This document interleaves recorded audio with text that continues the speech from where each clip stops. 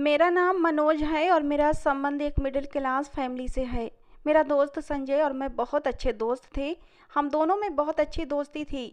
लोग हमारी दोस्ती की कस्में दिया करते थे। संजय भी मुझ पर जान देता था और उसने मुझे कभी महसूस ही नहीं होने दिया कि वो मेरा दोस्त है। वो तो मेरे भाइयों की तरह था। मुझे किसी भी चीज़ की ज़रूरत पड़ती तो वो चीज़ मुझे संजय ही दिलवाया करता था, चाहे वो कितनी भी महंगी चीज़ क्यों ना हो। इसलिए मुझे भी संजय की दोस्ती अच्छी लगने लगी थी और उसकी कंपनी मुझे अच्छी लगती थी। ऐसा नहीं था कि संजय से मेरा संबंध कुछ दिनों का था या कुछ महीनों का था। हमारा संबंध तो स्कूल से लेकर कॉलेज और फिर कॉलेज से लेकर यूनिवर्सिटी तक का था। हम बचपन से एक साथ पले बड़े थे। मैं उससे जो भी चीज़ कहता वो मुझे फ़ौरन उस चीज़ के लिए हाँ कहता था, कभी भी मना नहीं करता था और मुझे हर हाल में वो चीज़ कहीं से भी ला कर देता, चाहे वो कितनी भी महंगी चीज़ क्यों ना हो, सूट हो या फिर महंगे से महंगे मोबाइल, जूते, घड़ी, वो हर चीज़ मुझे दिलवाया करता था। और उसने कभी भी बदले में मुझसे कुछ नहीं मांगा था। मैं भी संजय से बहुत प्यार करता था और उसे दिल से सच्चा दोस्त मानता था। यूं ही बचपन से लेकर कॉलेज तक हमारी दोस्ती बनी रही और फिर एक दिन संजय की ज़िंदगी में एक लड़की आई जिससे वो बहुत प्यार करता था। संजय से सुना था मैंने कि वो इतनी खूबसूरत है कि भगवान ने उसे खुद अपने हाथों से तराश कर बनाया है। संजय उसकी तारीफें करते नहीं थकता था। वो उस लड़की से बहुत ज़्यादा प्यार करता था, जुनून की हद तक, और वो ये चाहता था कि उस लड़की से उसकी शादी हो जाए। लेकिन वो लड़की हमारी यूनिवर्सिटी की नहीं थी, वो किसी और यूनिवर्सिटी में पढ़ती थी और संजय ने उसे कहीं देख लिया था। संजय उसे कई बार अपनी मोहब्बत का इजहार भी कर चुका था, लेकिन वो लड़की नहीं मानती थी और हमेशा उसे इग्नोर कर देती थी, क्योंकि दोनों के बीच में जात पात का भेद भी था। मैंने संजय से कहा कि संजय, वो लड़की नहीं मानेगी तुमसे शादी के लिए, क्योंकि ये लोग अपनी बिरादरी से किसी दूसरी बिरादरी में शादी नहीं करते। ये लोग बहुत ही सख्त होते हैं। लेकिन संजय नहीं मानता था। वो कहता कि मैं इसे अपना बनाकर ही रहूँगा। वो किसी भी सूरत उसे हासिल करना चाहता था। मैंने अभी तक उस लड़की को नहीं देखा था, बस संजय के मुंह से उसकी बातें सुनता आ रहा था और न मैंने कभी इस बात में कभी दिलचस्पी ली थी कि मैं उसे देखूं। हमारी यूनिवर्सिटी के सब लड़के संजय का बहुत मजाक उड़ाते थे कि संजय ने अपना दिल दूसरी जात की लड़की को दे रखा है, और वो तो हमारी यूनिवर्सिटी की भी नहीं।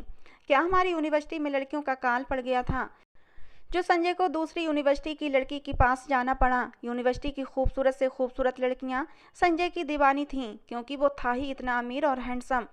सब लड़कियां कहती कि संजय, हम में क्या कोई कमी थी जो तुमने दूसरी यूनिवर्सिटी की लड़की को दिल दे दिया है। वो सारी लड़कियां संजय के पैसे की ओर और उसकी खूबसूरती की दीवानी थीं। ये बात तो मैं जान चुका था उसके साथ रहकर कि इस दुनिया में जीने के लिए पैसे की बहुत ज़रूरत होती है और पैसे वाले की बहुत अहमियत है, क्योंकि मैंने देखा था अक्सर यूनिवर्सिटी में सब लड़के लड़कियां संजय के पीछे होते थे। वो चाहते थे कि संजय उनसे दोस्ती कर ले। लड़कियां भी चाहती थीं कि संजय उनको अपनी गर्लफ्रेंड बना ले। मेरी तरफ कोई भी नहीं देखता था। शायद मैं एक मिडिल क्लास फैमिली से बिलोंग करता था इसलिए। हालांकि मैं भी कम हैंडसम नहीं था, अच्छी खासी पर्सनालिटी थी मेरी भी, लेकिन फिर भी लड़कियां मेरी तरफ नहीं देखती थीं। मेरी यूनिवर्सिटी की फ़ीस भी जैसे तैसे मेरी माँ पूरी करती थी और फिर इसके अलावा जो भी मेरे खर्चे होते थे वो तो सब संजय ही पूरे करता था। इसलिए मुझे किसी भी चीज़ की अगर ज़रूरत पड़ती तो मैं संजय से बोल दिया करता था। इसी तरह मेरी सारी ज़रूरतें पूरी हो रही थीं। संजय की फैमिली में सिर्फ उसका एक भाई और एक बहन और उसके माँ बाप थे, जबकि मेरी फैमिली में एक मैं था और मेरी 4 बहनें थीं और मेरी माँ थी। मेरे पापा बहुत पहले हमें अकेला छोड़कर इस दुनिया से जा चुके थे। उनको कैंसर हुआ था और हम उनका इलाज नहीं करवा सके थे अपनी गरीबी की वजह से। मेरी 2 बहनों की शादी हो चुकी थी और 2 बहनों का घर अभी बसाना बाकी था। दोनों बहनें जैसे तैसे घर के खर्चे चलाती थीं। दोनों ने अपनी पढ़ाई पूरी करने के बाद जॉब कर ली थी और मेरी माँ भी सिलाई कढ़ाई करके घर का खर्चा पूरा कर लिया करती थी। और जैसा कि मैंने आपको बताया कि मेरे खर्चे तो संजय ही पूरे कर दिया करता था, इसलिए घर में थोड़ी बहुत बचत भी हो जाया करती थी। जो पैसे मुझे बहनें देती थीं और मेरी माँ देती थी वो मैं अपने बुरे समय के लिए बचा कर रख लेता था। मैं अक्सर खाना भी बाहर खाता संजय के साथ और उससे तरह तरह की फरमाइश करता कि आज ये खाने को चलेंगे, आज वो खाने को चलेंगे। मेरी माँ मुझे बताती कि मैं बहुत ही मन्नत और मुरादों के बाद पैदा हुआ था। 4 बहनों का इकलौता भाई था, इसलिए घर में मेरी हर इच्छा का मान रखा जाता था। मेरी खुशी को सबसे पहले प्राथमिकता दी जाती थी। मेरी हर इच्छा पूरी होती। मैं घर भर का लाडला था, इसलिए मुझे अपनी बात मनवाने का बहुत शौक भी होता था।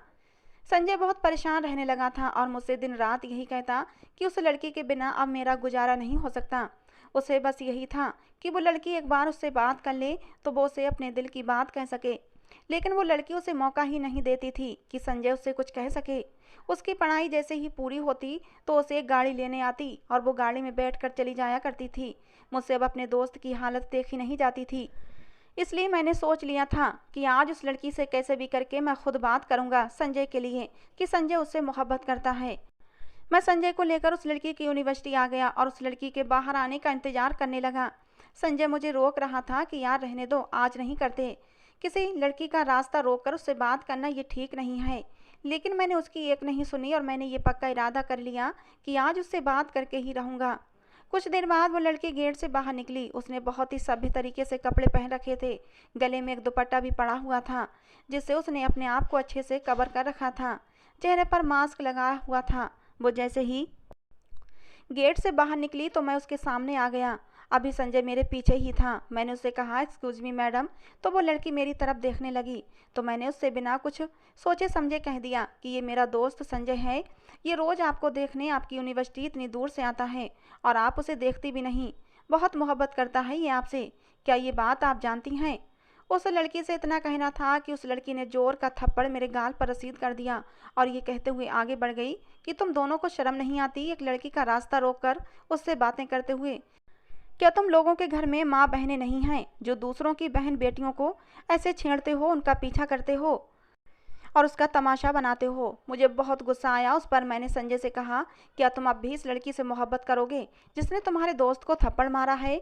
तो संजय खामोश हो गया। थोड़ी देर के बाद उसने मुझे जवाब दिया कि मैंने तो तुमसे पहले ही कहा था कि ये काम मत करो, लेकिन तुमने तो मेरी एक नहीं सुनी। अब खुद ही नतीजा भुगतो। संजय ने यह भी कहा कि इसमें इस लड़की का कोई दोष नहीं था। अगर कोई भी लड़की इसकी जगह और होती तब भी वह यही करती। संजय ने कहा कि मुझे तो बहुत खुशी हुई उस लड़की की सोच पर। तो मैं उसे जवाब देने लगा कि वाह यार, दोस्त हो तो तुम जैसा, जो अपनी महबूबा से अपने दोस्त को थप्पड़ लगवाकर कहता है कि उसने अच्छा काम किया है। मैं अपने गाल पर हाथ रखे हुए उससे कह रहा था, जबकि वो हंस रहा था और मेरा मजाक उड़ा रहा था कि तुमने ही जल्दबाजी की थी। संजय ने अब इस बात का अपने घर पर भी जिक्र कर दिया था कि वो एक लड़की को पसंद करता है। उसकी फैमिली इस बात में उसके साथ थी और वो लोग उस लड़की के घर रिश्ता लेकर जाने के लिए तैयार भी हो गए थे। संजय घर भर का सबसे बड़ा बेटा था और वो लोग चाहते थे कि संजय की जल्द से जल्द शादी हो जाए। इसलिए उसने अपने घर वालों को तैयार भी कर लिया। अगले ही दिन वो उस लड़की के घर जाएंगे उसका रिश्ता लेकर। संजय को इस बात पर विश्वास था कि उन लोगों के पास इतना पैसा है कि उस लड़की के घर वालों के पास इनकार की कोई वजह ही नहीं होगी और वो लोग हाँ कर ही देंगे। लेकिन ऐसा नहीं हुआ था और मुझे ये बात बहुत अजीब लगी थी। संजय की फैमिली जब उस लड़की के घर गई तो उस समय वो लड़की घर पर नहीं थी। उसके घर में सिर्फ उसके चाचा और चाची और उसका एक कजन था। बातचीत के बाद संजय के पापा ने उनसे कहा कि हमें अपने बेटे के लिए आपकी बेटी का रिश्ता चाहिए। थोड़ी देर के लिए तो वो लोग सोच में पड़ गए और खामोश हो गए। संजय के पापा ने उनको विश्वास दिलाया कि हमारे घर आपकी बेटी बहुत खुश रहेगी। अपनी बहुत सारी तारीफ़ें भी की कि हमारे पास किसी चीज़ की कमी नहीं है, हमारा बिजनेस बहुत फैला हुआ है, इस वजह से आपकी बेटी को हमारे घर में पैसे की कोई तंगी नहीं होगी और हमारा बेटा भी उससे बहुत प्यार करता है। उन लोगों ने बताया कि लड़की के माँ बाप तो मर चुके हैं बचपन में ही और उसको हमने ही अपनी बेटी की तरह पाला है। उन लोगों ने बताया कि हम नेहा के चाचा और चाची हैं तो उनको कुछ समय लगेगा फैसला लेने में और उन्होंने बताया कि हम अपनी बिरादरी से कहीं बाहर शादी नहीं करते, इसलिए अभी हम आपको कोई जवाब नहीं दे सकते। तो संजय के पापा ने जाने की इजाज़त लेते हुए उनसे कहा कि हम आपके जवाब का इंतज़ार करेंगे, आप हमें फ़ोन पर बता देना। संजय को बहुत इंतजार था उनके जवाब का। एक पूरा हफ्ता इसी बीच गुजर चुका था लेकिन उन लोगों का कोई भी फ़ोन नहीं आया था। फिर संजय ने अपने पापा से जिद की कि वो खुद ही बात करें उनसे और उनका नंबर संजय ने खुद मिलाकर अपने पापा के हाथ में थमा दिया। बराबर घंटी जा रही थी लेकिन उधर से कोई जवाब नहीं आ रहा था। अब वो लोग परेशान हो गए कि आखिर वो लोग जवाब देने में इतनी देर क्यों कर रहे हैं। अगले दिन संजय ने अपने पापा को फिर से नंबर मिला कर दिया तो उन लोगों ने कॉल उठा ली और कहा कि हम आपसे माफ़ी चाहते हैं लेकिन ये रिश्ता हम नहीं कर सकते। संजय के पापा ने उनसे इनकार की वजह पूछी तो आगे से वो लोग खामोश रहे और फ़ोन ही बंद कर दिया। मुझे भी अब गुस्सा आ रहा था उस लड़की की फैमिली पर। आखिर इतने अमीर घर में भी रिश्ता न करने की क्या वजह थी? संजय बिल्कुल खामोश हो गया था उनके इनकार को सुनकर और उसका किसी भी एक्टिविटी में दिल नहीं लगता था। वो बस अपने कमरे में ही रहने लगा था, अपने कमरे तक ही सीमित रहता। मैं उससे रोज़ मिलने जाता, उसके घर में उसका दिल बहलाने की कोशिश करता, उससे कहता कि चलो बाहर चलते हैं, कोई मूवी देखते हैं। कब तक तो इस बात का दुख मनाता रहेगा, लेकिन वो खामोश रहता। इस बीच 2 महीने गुजर चुके थे और एक दिन उन लोगों का अचानक से फ़ोन आया कि वो लोग इस रिश्ते के लिए मान गए हैं और वो जल्द से जल्द शादी करना चाहते हैं। संजय के घर वाले बहुत हैरान थे इस बात पर कि आखिर उन लोगों ने पहले इनकार क्यों किया था और अब हाँ की है, आखिर इसकी वजह क्या होगी। लेकिन संजय को इस बात से कोई मतलब नहीं था। वो तो उन लोगों की हाँ सुनकर बहुत खुश था, क्योंकि उसकी मोहब्बत उससे मिलने जा रही थी। हर रुकावट ख़त्म हो गई थी। उसका बस नहीं चल रहा था कि इस खुशी में नाचने लगे, क्योंकि न 2 महीने में संजय बहुत उदास रहा था। ना उसने ठीक से खाया था न पिया था, बस एक कमरे में बंद पड़ा रहता था। इस अचानक मिलने वाली खुशखबरी ने पूरे घर को खुश कर दिया था। संजय के पापा ने उनसे मंगनी की तारीख फ़ोन पर ही ले ली थी। अब मंगनी और शादी की तैयारियां जोरों पर थीं। सब बहुत खुश थे। आज उसकी मंगनी का दिन था। संजय ने उसी समय सुनार की दुकान पर जाकर डायमंड की एक रिंग तैयार करवाई थी। मंगनी का दिन भी आ गया। सब बहुत खुश थे। मंगनी बहुत ही शानदार तरीके से हुई थी। संजय की मंगेतर को मैंने पहली बार उसकी मंगनी पर ही देखा था। संजय से जितनी उसकी तारीफ सुनी थी, वो तो उससे भी कहीं ज़्यादा खूबसूरत थी। मैं दिल ही दिल में ये सोचने लगा कि काश इस लड़की से मेरी शादी होती, ये मुझे मिल गई होती। मुझे अब संजय की किस्मत पर जलन होने लगी थी कि उसे ज़िंदगी के हर ऐश मिले थे, और अब जो लड़की मिली वो भी इतनी खूबसूरत। आज से पहले मैंने कभी इतनी खूबसूरत लड़की नहीं देखी थी। अपनी कॉलेज लाइफ से लेकर यूनिवर्सिटी तक जितनी खूबसूरत नेहा थी। संजय सच कहता था कि भगवान ने फुर्सत से उसे अपने हाथों से बनाया है। वो थी ही इतनी सुंदर कि उसकी तारीफ किए बिना कोई रह ही नहीं सकता था। मंगनी को 1 महीना हो गया था और नेहा के घर वाले कह रहे थे कि अगले महीने की शुरुआत में ही शादी कर लें। संजय के पापा और संजय ने उनसे दहेज लेने के लिए मना कर दिया था, क्योंकि वो लोग तो खुद ही इतने पैसे वाले थे, उनको ज़रूरत भी नहीं थी दहेज लेने की। इसलिए उन्होंने सिर्फ वो ज़रूरत की चीज़ ही देने का बोला था, इससे ज़्यादा और कुछ नहीं। संजय ने नेहा का नंबर उसकी चाची से ले लिया था और वो नेहा को कॉल करता तो वो उसका कोई भी रिस्पॉन्स नहीं देती थी। संजय ये समझता था शायद वो उससे मोहब्बत नहीं करती या ज़बरदस्ती इस रिश्ते में बांध दी गई है। संजय अपने दिल में सोचता, लेकिन वो उसे छोड़ने का भी नहीं सोच सकता था। वो सोचता था कि शादी के बाद धीरे धीरे मोहब्बत हो ही जाएगी।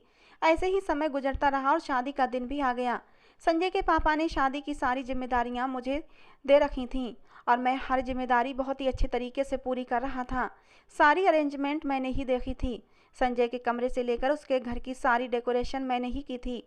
सब मेहमानों को डेकोरेशन बहुत ही पसंद आई थी। संजय भी बहुत खुश था और उसकी मम्मी बार बार उसकी नज़र उतार रही थीं। सारे घर वाले तैयार हो चुके थे। बस कुछ मेहमानों के आने का इंतजार हो रहा था कि वो आ जाएं तो बारात लेकर नेहा के घर जाएं। कुछ ही देर में बारात रवाना हो गई थी। वहां नेहा दुल्हन के जोड़े में सजी किसी परी से कम नहीं लग रही थी। संजय तो उसे देखकर बहुत ज़्यादा खुश हो रहा था, लेकिन पता नहीं क्यों मुझे खुशी नहीं हो रही थी उन दोनों को ऐसे देखकर। वैसे तो वो मेरा दोस्त था, मुझे बहुत प्यारा था, लेकिन पता नहीं क्यों उसकी शादी वाले दिन मेरे दिल में एक अजीब से एहसास ने जन्म ले लिया था। उसकी खुशी से मुझे जलन होने लगी थी। मैं खुद भी नहीं समझ पा रहा था कि ये क्यों हो रहा है। मैं संजय की खुशियों से जल रहा हूँ या कुछ और बात है। कुछ ही देर में शादी होने वाली थी। पंडित जी ने दूल्हे और दुल्हन को एक साथ बिठाने को बोला। सब मेहमान दूल्हा और दुल्हन की बहुत तारीफें कर रहे थे। संजय भी बहुत खुश हो रहा था तारीफें सुनकर। मैं बस खामोश खड़ा वहाँ सब कुछ देख रहा था। मैं संजय को शादी की मुबारकबाद देने स्टेज पर गया, उसे गले से मिला और उसे हमेशा ऐसे ही खुश रहने की दुआ दी और उससे कहा कि आखिर तुमने भाभी को हासिल कर ही लिया। तो संजय ने बहुत ही जोर से ठहाका लगाया। उसकी हंसी पूरे हॉल में गूंज रही थी। नेहा बस चुपचाप बैठी हुई थी, ज़्यादा बोल नहीं रही थी। संजय ने उसका हाथ थामा हुआ था और ये सब मुझे पता नहीं क्यों देखा नहीं जा रहा था। कुछ ही देर में विदाई भी हो गई। संजय और नेहा को मैंने कार में बिठाया जो फूलों से सजी हुई थी। शादी खत्म होने के बाद सब मेहमान अपने अपने घर चले गए थे और नेहा को घर आते ही उसकी सास और ननद पूरा घर दिखाने लगीं। उसके बाद वो लोग उसे संजय के कमरे में लेकर चले गए जो मैंने ही अपने हाथों से सजाया था। शादी को 1 महीना होने वाला था, लेकिन अब संजय बहुत बुझा बुझा सा रहने लगा था। मैंने उससे कई बार वजह पूछनी चाही, लेकिन वो हमेशा टाल दिया करता था। पता नहीं क्या बात थी जो वो मुझसे छुपा रहा था। हालांकि मैं उसका दोस्त था जिससे वो छोटी से छोटी बात भी शेयर किया करता था। समय यूं ही गुजरता रहा, लेकिन संजय में कोई बदलाव नहीं आ रहा था। मुझे ऐसा लग रहा था जैसे संजय ये शादी करके बहुत पछता रहा है, और मैं दिल ही दिल में खुश होने लगा कि जो भी हो रहा है अच्छा ही हो रहा है, क्योंकि मुझे संजय की पत्नी नेहा बहुत अच्छी लगने लगी थी। दिल ही दिल में मैं उससे मोहब्बत करने लगा था। नेहा को संजय के साथ मेरी आंखें बर्दाश्त नहीं करती थीं। संजय का रवैया, मुझे ये महसूस होने लगा था कि वो नेहा से खुश नहीं है, लेकिन मैं इस बात का पता नहीं लगा पा रहा था। आखिरकार मैंने संजय से पूछ लिया कि आखिर क्या बात है जिस वजह से तुम इतना परेशान रहते हो। क्या तुम नेहा की वजह से परेशान हो? तो वो एकदम से हैरान हो गया। उसने कहा, हाँ बस ऐसा ही समझो, लेकिन प्लीज़ तुम मुझे फोर्स मत करो कि मैं ये सब तुम्हें बताऊं। मैं खामोश हो गया उसका जवाब सुनकर। अब मेरे लिए और भी आसानी हो गई थी, क्योंकि संजय भी नेहा को अब कुछ खास पसंद नहीं कर रहा था। अब मैं चाहता था कि संजय नेहा को छोड़ दे, उसे किसी भी तरह तलाक दे दे तो मैं उससे शादी कर लूं। एक दिन संजय की मम्मी ने मुझे फ़ोन किया और मुझे कुछ ऐसी बात बताई जो मैं सुनकर बहुत ज़्यादा हैरान हुआ, और उसकी मम्मी बहुत परेशान थीं। वो मुझसे कह रही थीं कि तुम संजय को समझाओ। उनकी परेशानी से मुझे अंदाज़ा हो रहा था। संजय ने जो बात बताई थी वो नेहा की वजह से परेशान है, वो बात एकदम सच है। मैंने आंटी को बोला कि आप चिंता ना करें, मैं उसे समझाऊंगा। ये कहते हुए मैंने फ़ोन बंद कर दिया। मैंने संजय को कुछ भी नहीं समझाया, क्योंकि मैं खुद यही चाहता था कि संजय ये सब करे। मेरा काम तो वैसे ही आसान हो रहा था, मैं क्यों उसे समझाता। पहले उनके बीच झगड़े होते थे और अब संजय नेहा को छोटी छोटी बात पर मारने भी लगा था। ये सब बातें मुझे संजय की माँ ने ही फ़ोन पर बताई थीं। संजय मुझे जब भी मिलता तो मैं उसे जानबूझकर कोई ऐसी बात बोल देता जिससे उसकी पत्नी से नफरत हो जाए और वो उस पर गुस्सा करने लगे। मैं उसको हमेशा ये कहता था कि जितनी मोहब्बत तुम अपनी पत्नी से करते हो, शायद वो तुमसे इतनी मोहब्बत नहीं करती। हो सकता है उसकी ज़िंदगी में तुमसे पहले कोई और हो, और वो ये शादी अपने चाचा और चाची के दबाव में आकर की हो। मैं उसे बहुत उकसाता था जिससे कि वो अपनी पत्नी को तलाक दे दे, उसे अपने घर से निकाल दे। लेकिन संजय अभी तक ये सब कुछ नहीं कर रहा था जैसा मैं चाहता था। वो सिर्फ उसके साथ गलत व्यवहार रखे हुआ था, उसे मारता भी था। जबकि मैं तो चाहता था कि संजय उसे हमेशा हमेशा के लिए छोड़ दे, उसे तलाक दे दे। मैं नफरत की आग में अब बहुत आगे जा चुका था। मुझे अब संजय से नफरत महसूस होती थी। इस नफरत में मेरी और संजय की दोस्ती कहीं गायब हो गई थी। मेरा मकसद ये था कि मैं नेहा को किसी भी तरह हासिल कर लूँ, संजय की ज़िंदगी से उसे निकाल दूँ। मैंने हर मुमकिन कोशिश की नेहा को संजय की ज़िंदगी से निकालने की, लेकिन संजय ने अभी तक उसे तलाक नहीं दी थी। जब उसे तलाक नहीं दे रहा था तो मैं अब संजय को जान से मारने की कोशिश में लग गया। मेरा कोई भी प्लान काम नहीं कर रहा था। अब मैं ये सोचने लगा कि उसे खाने वाली चीज़ में कोई जहरीली चीज़ मिलाकर दे दूं। और फिर मैंने शाम को उसे फ़ोन किया कि आज का डिनर मेरी तरफ से तुम्हारे लिए। खाना खाने के बाद हम बाहर कार में आकर बैठ गए और मैं उसके लिए जूस ले आया। फिर मैंने उसमें जहर मिला दिया, संजय के सामने रख दिया। जैसे ही उसने पीना शुरू किया, थोड़ी ही देर में वो बेहोश हो गया और नीचे गिर गया। उसके मुंह से झाग निकलने लगे। ये सब कुछ देखकर पहले तो मैं थोड़ा डर गया था, पर ये सब कुछ देखकर मैं जल्दी से हॉस्पिटल लेकर भागा और उसके मम्मी पापा को फ़ोन किया। वो लोग अस्पताल पहुंच गए, लेकिन सब लोगों के होश उड़ गए जब डॉक्टर ने बताया कि संजय अब इस दुनिया में नहीं रहा। फिर क्या था, उसके माँ बाप वहीं पर बैठकर रोने लगे। मैंने उसकी पत्नी और उसकी बहन भाई को भी हॉस्पिटल फ़ोन करके बुला लिया। वो लोग भी वहीं पर आ गए। वो सब भी रोने लगे। मैं भी उनके सामने रोने की एक्टिंग करने लगा। और फिर संजय की डेथ बॉडी को उसके घर ले जाया गया। उसके अंतिम संस्कार किया गया। मुझे कोई भी अफसोस नहीं था कि मैंने क्या कर दिया है। मुझे तो बस नेहा को हासिल करने का भूत सवार हो गया था, और इसीलिए मैं किसी भी हद से गुजर सकता था। ये मेरा प्लान था जो कामयाब हो गया था।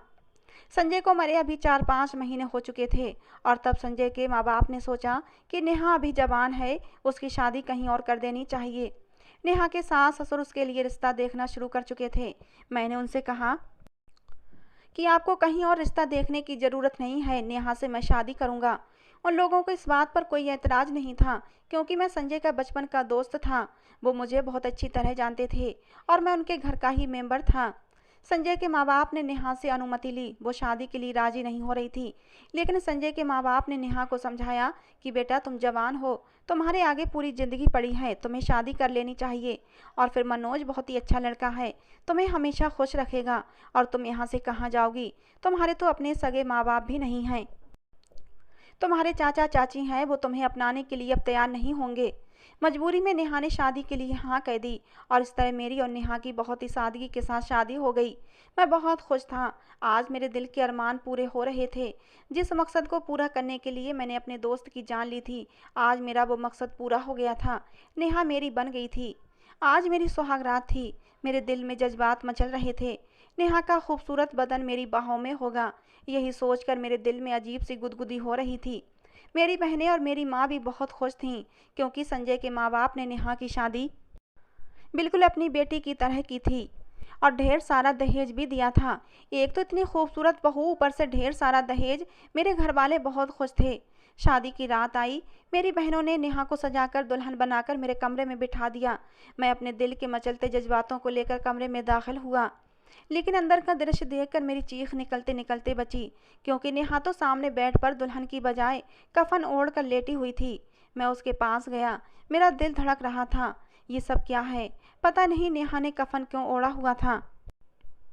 मेरे दिल में अफसोस होने लगा। मुझे लगा शायद संजय की मौत का नेहा ने बहुत बड़ा सदमा दिल को लगा लिया है।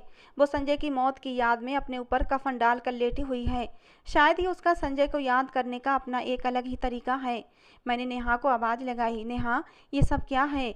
जितना दुख तुम्हें संजय की मौत का है, उतना ही मुझे भी है, क्योंकि संजय मेरा दोस्त था। लेकिन अब वो इस दुनिया से जा चुका है और हम एक नए रिश्ते में बंध चुके हैं। तुम्हें अब उसे भूलना होगा, अपनी यादों से उसको निकालना होगा। हम अपनी एक नई जिंदगी की शुरुआत करेंगे। लेकिन नेहा ने कहा कि मैं ये सब कुछ संजय की याद में नहीं कर रही हूँ, बल्कि मैं हमेशा ही ऐसा करूँगी। और मैं तो संजय की पत्नी थी, तब भी रात को कफन ओढ़ कर ही लेटा करती थी। मुझे कफन ओढ़े बिना नींद नहीं आती। अब तुम्हें मुझे ऐसे ही झेलना होगा। और मैंने संजय को भी कभी हक नहीं दिया था कि वो मेरे पास आए और मेरे शरीर को हाथ लगाए, और मैं तुम्हें भी ये हक नहीं दूंगी कि तुम मेरे शरीर को हाथ लगाओ। मैंने ना तो संजय से शादी के लिए तैयार थी और ना ही तुमसे, लेकिन संजय के साथ मेरे चाचा चाची ने ज़बरदस्ती शादी करवा दी थी, और अब तुम्हारे साथ मेरे सास ससुर ने ज़बरदस्ती शादी करवा दी है। मैं दोनों ही शादियों के खिलाफ थी।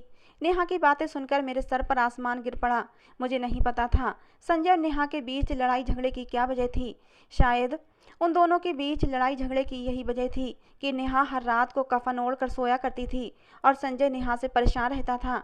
उसने इतनी खूबसूरत पत्नी को, अपनी मोहब्बत को पा तो लिया था, लेकिन उसे हासिल नहीं कर सका था। मेरा दिल अब खून के आंसू रो रहा था। ये सब मैंने क्या कर दिया था? अपने जान से प्यारे दोस्त की जान ले ली थी। मैंने नेहा से कहा, नेहा, ये सब गलत है। अब तुम मेरी पत्नी हो और मेरा तुम पर पूरा हक है। तुम्हें इस तरह कफन ओढ़ कर नहीं सो सकती। तुम्हें पत्नी होने के सारे हक मुझे देने होंगे।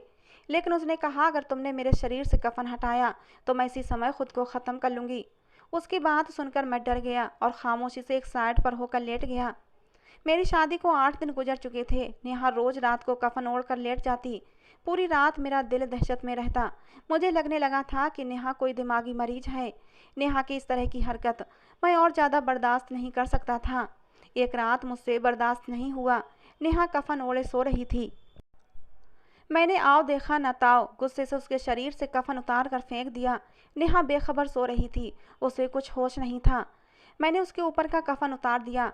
वो पिंक कलर की नाइटी में थी। उसका खूबसूरत सा शरीर अब मेरे सामने था। मुझे खुद पर काबू नहीं हो रहा था। मैंने उसे बाहों में भर लिया। मेरे हाथ लगाते ही वो उठ गई थी और मुझसे खुद को छुड़ाने की कोशिश करने लगी, लेकिन मेरी पकड़ भी मजबूत थी। वो मेरी मजबूत बाहों से निकल नहीं सकी।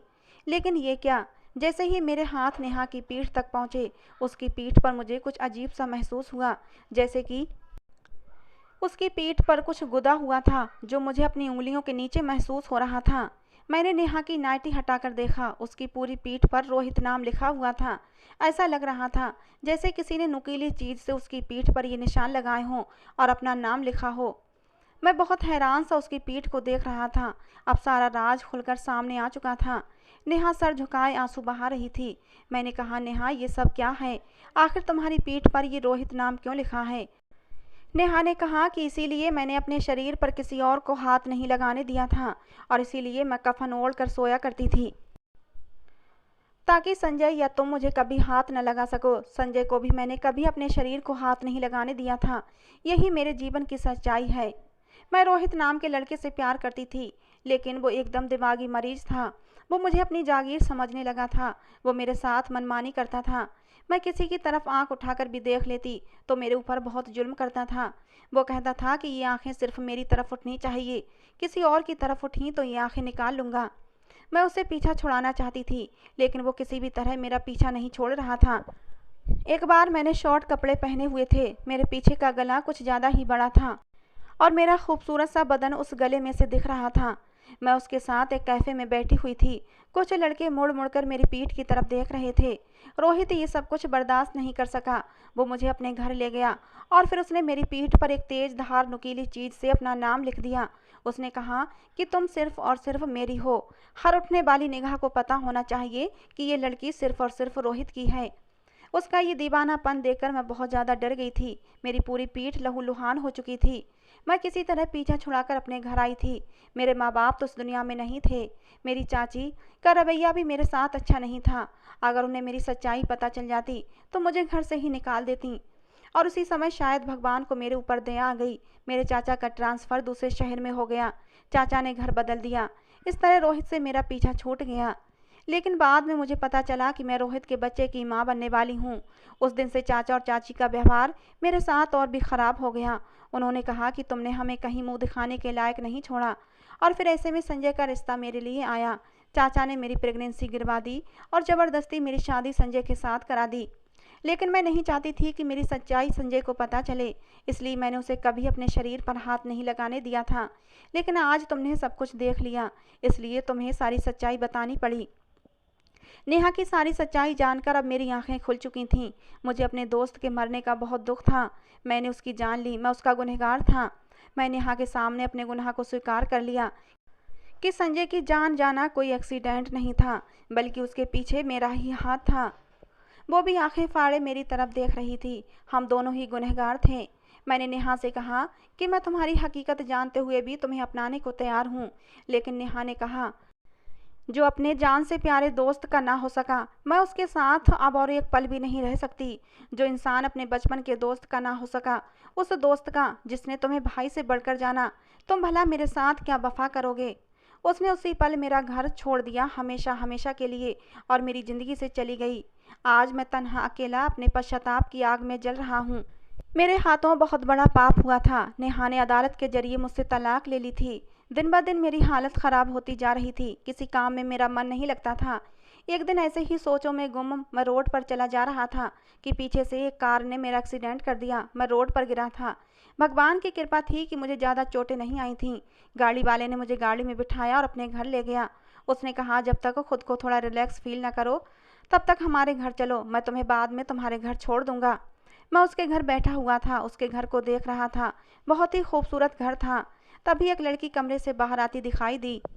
धरती आकाश मेरी आंखों के सामने घूम गए थे। कमरे से निकलने वाली लड़की कोई और नहीं बल्कि नेहा थी। वो लड़का जो मुझे कार में लेकर आया था, वो जल्दी से नेहा की तरफ बढ़ा और उसका हाथ पकड़कर बोला, नेहा देखो, इस लड़के का एक्सीडेंट मेरी कार से हो गया है, तुम इसके लिए जूस ले आओ। नेहा भी मुझे ही देख रही थी, लेकिन उसने मुझे देखकर नफरत से मुंह फेर लिया और किचन में चली गई। मुझे कुछ समझ नहीं आ रहा था। कुछ देर बाद उस लड़के का कॉल आ गया जो मुझे गाड़ी में लेकर आया था, और वो बात करते करते बाहर चला गया।